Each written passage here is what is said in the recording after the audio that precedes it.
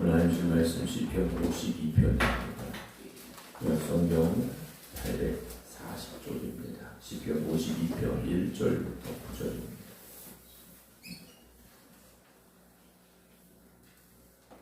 부악한 자여 네가 어찌하여 악한 계획을 스스로 자랑하는가? 하나님의 인자하심은 항상 있도다. 네 혀가 심한 악을 꾀하여 날카로운 삭도같이 간사를 행하는도다.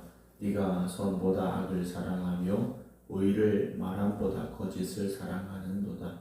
간사한 혀여 너는 남을 해치는 모든 말을 좋아하는도다. 그런즉 하나님이 영원히 너를 멸하시며 너를 붙잡아 네 장막에서 뽑아내며 살아있는 땅에서 네 뿌리를 빼시리로다. 의인이 보고 두려워하며 또 그를 비웃어 말하기를 이 사람은 하나님을 자기 힘으로 삼지 아니하고 오직 자기 재물의 풍부함을 의지하며 자기의 악으로 스스로 든든하게 하던 자라 하리로다. 그러나 나는 하나님의 집에 있는 푸른 감람나무 같으며 하나님의 인자하심을 영원히 의지하리로다. 주께서 이를 행하셨으므로 내가 영원히 주께 감사하고 주의 이름이 선하심으로 주의 성도 앞에서 내가 주의 이름을 사모하리다. 아멘. 할렐루야.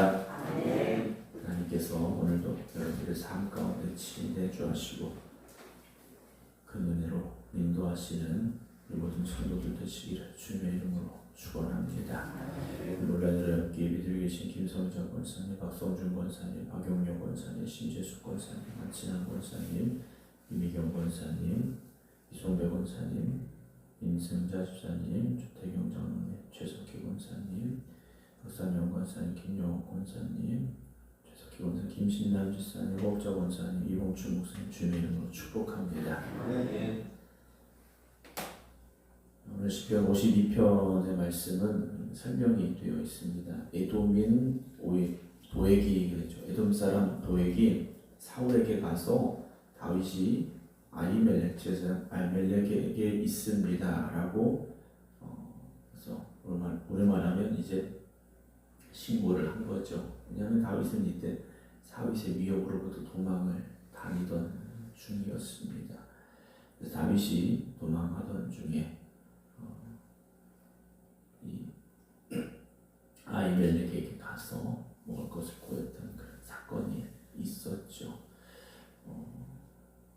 그런데 거기에서 다윗이 떡을 받고 또 칼을 받게 되는데 하필이면 거기에 이 도액이라는 사람이 그 광경을 목격을 했죠. 그래서 이것을 사울 왕에게 가서 이제 보고를 하는 일이 있었습니다. 그래서 사울은 더욱더 분노했고 어떤 일을 벌이느냐, 이도에 있던 제장들을 죽이게 되는 엄청난 일을 또 사울이 벌이게 됐죠. 오늘 말씀 나누기에 앞서서 한 사람의 혀가 사람을 살리고 죽일 수도 있고요. 한 사람의 혀가 공동체를 더욱더 굳건하게 할 수도 있지만 공동체를 무너뜨릴 수도 있습니다. 그래서 우리가 말을 함에 있어서 어떤 말을 하는가가 정말 중요하고요. 또 그 말을 들을 때 내가 그 말을 어떻게 듣는가 하는 것도 참 중요하다라는 것을 먼저 말씀을 드립니다. 요즘 세상의 사람들이 하는 말을 들어보면 상당히 거칩니다. 욕이 아닌 시대에 우리가 살고 있다라는 생각이 들 정도로요. 어른에서부터 어린 아이들에게까지 참 험한 말들이 일상에서 쓰여지고 있는 그런 상황들을 우리가 보게 됩니다. 오늘 1절 포악한 자여 네가 어찌하여 악한 계획을 스스로 자랑하는가 라고 시작을 하고 있습니다. 도액은 자신의 일을 어찌고는 정의롭다라고 생각했을 수도 있고요. 사울 왕에게 어떤 좋은 상을 받든 어떤 자기에게 좋은 일이 있을 거다라고 생각했을 수도 있죠. 그렇지 않습니까? 왕에게 잘 보이면 인생의 기회를 잡는 일이 될 수도 있는 거지 않습니까? 그런데 그것이 어떤 계획입니까? 악한 계획이다라는 거죠. 악한 계획입니다. 다윗이 고백하고 있는 것은 무엇입니까? 하나님의 인자하심은 항상 있다라고 다윗은 고백하고 있습니다. 사울은 절대적인 힘을 가진 왕이었고 그런 사울에게 도액이 다윗이 거기 숨어 있었던 것에 대한 보고를 했습니다. 하나님은 보이지 않는 것 같습니다. 하나님의 마음에 앞했던 다윗은 기름 부음을 받은 다윗은 도망자가 되어 있던 신세였고 어찌 보면 한 길을 걱정하고 있는 상황이 됐다라는 거예요. 그러나 다윗의 입에서는 어떤 고백이 나옵니까? 하나님의 인자하심은 항상 있다라는 거죠. 오늘 여러분들의 눈앞에 보이는 현실이 어떻습니까? 나를 답답하게 하고 힘들게 하고 때로는 절망하게 하고 세상 왜 이런가 정말 이해할 수 없는 일들이 가득할 수 있습니다. 그러나 오늘 저와 여러분들은 다윗처럼 하나님의 인자하심은 항상 있습니다 라고 고백할 수 있기를 원합니다. 내가 인생 내 삶이 잘 될 때 평안할 때는 누가 이런 말 못합니까? 여호와는 나의 목자시니 내게 부족함이 없다. 다 할 수 있습니다. 그러나 상황이 좋지 않을 때 정말 힘들고 어렵고 고통스러운 순간에도 우리는 날과 같이 하나님의 인자하심은 항상 나와 함께 하십니다. 고백할 수 있기를 원합니다. 이제는 네 혀가 심한 악을 꾀하여 그 말이 어떤 상황이 됩니까? 날카로운 삭도같이 라고 되어 있습니다. 혀가 삭도 즉 칼 같다라는 뜻이죠. 예리한 칼입니다. 모든 것을 벗겨버리고 베어버릴 수 있는 그런 말이죠. 처음에 말씀을 드린 대로 말로 사람을 살릴 수도 있지만 사람을 죽일 수도 있습니다. 그 말로 인하여 받은 상처는요, 칼로 베인 상처보다 더 아프고 사실 더 오래 갑니다. 칼로 베인 상처는 시간이 지나면 아물죠. 물론 흉터는 남습니다.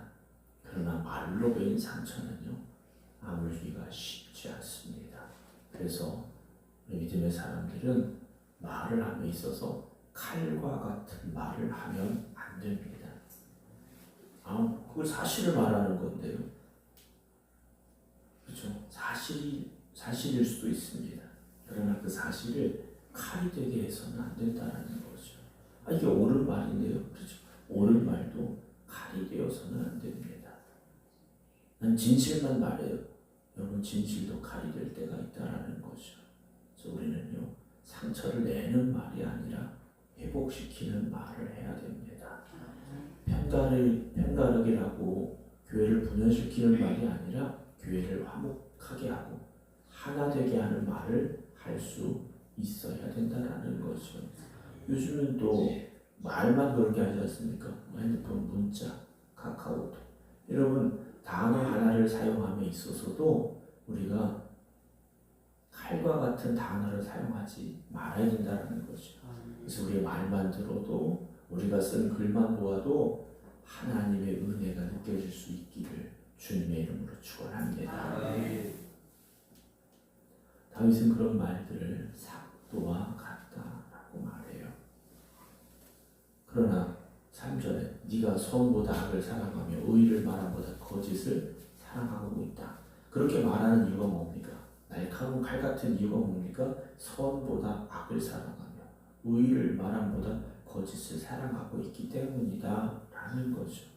우리가 늘 기도하고 힘써야 되죠. 하나님, 내 마음과 내 생각과 내 말과 내 행동이 언제나 하나님의 마음에 합하고 하나님에게 기쁨이 되는 내 말, 내 마음, 내 생각, 내 행동이 되게 해주시옵소서. 여러분들 기도하시기 바랍니다. 왜냐하면 말이라는 것은 마음에서 생각에서부터 시작되지 않습니까? 혀에서 시작되고 혀에서 끝나는 게 아니라는 거예요. 우리의 생각에서부터, 우리의 마음에서부터 이미 그 말은 시작된 거지 않습니까? 그걸 말로 표현하는 것뿐이죠. 그래서 여러분 우리가 늘 기도할 수 있어야 됩니다. 내 생각과 내 마음이 온유하게 하시고 사랑 있게 하시고 여러분들 기도하시기 바랍니다. 사적으로 간사한 혀여 너는 남을 해치는 모든 말을 좋아한다. 그렇죠? 5절 그런즉 하나님이 영원히 너를 멸하시며 너를 붙잡아 네 장막에서 뽑아내며 살아있는 땅에 내 뿌리를 빼시리로다. 그래요. 그럼 다윗은요 하나님께 맡깁니다. 하나님께서 나를 억울하게 하고 나를 힘들게 하고 나를 아프게 하는 말들 갚아주실 거다 라고 하나님께 맡기죠. 우리가 어떤 말을 들었습니다.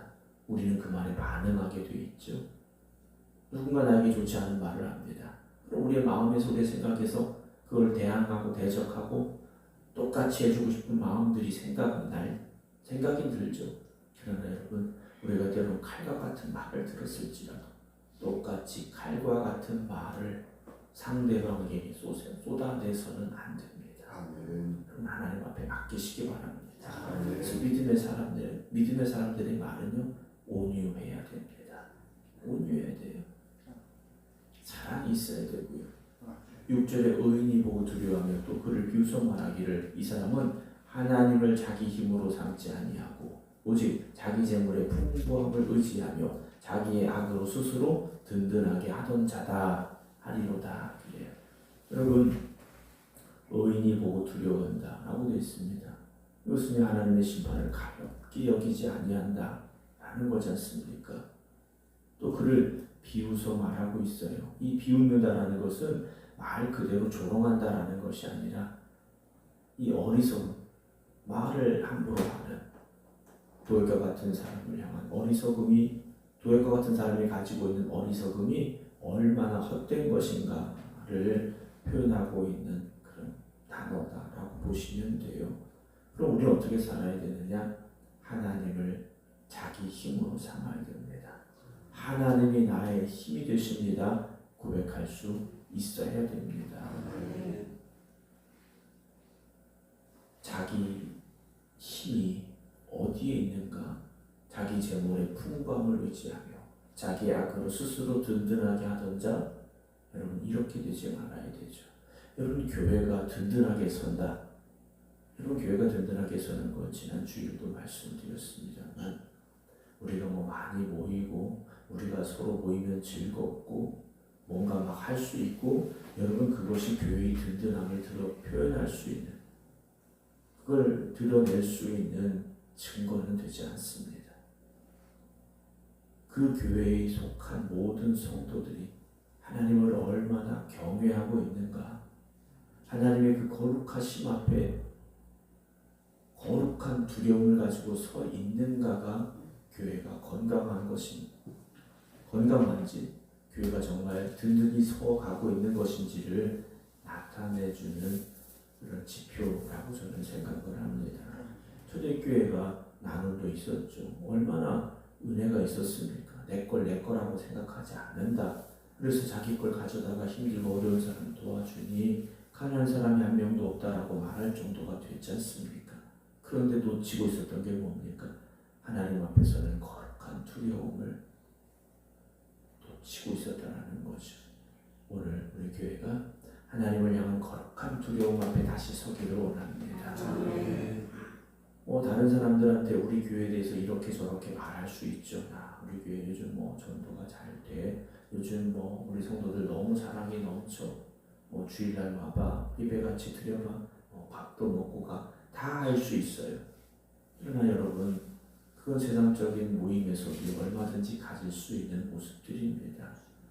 그건 사실 믿음 없이도 다 할 수 있어요. 그러나 중요한 건 무엇입니까?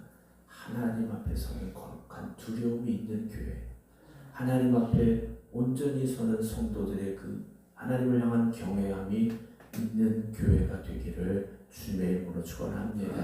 8절에 다윗은 이렇게 고백을 해요. 너는 재물의 풍부함을 의지했어. 그러나 나는 하나님의 집에 있는 푸른 감람나무 같아. 나는 하나님의 인자하심을 영원히 의지한다 라고 말하고 있습니다. 사랑하는 성도 여러분, 오늘 저와 여러분들이 하나님의 집에 있는 푸른 감람나무 같기를 주님의 이름으로 축원합니다. 하나님 앞에 있는 것이 않습니까?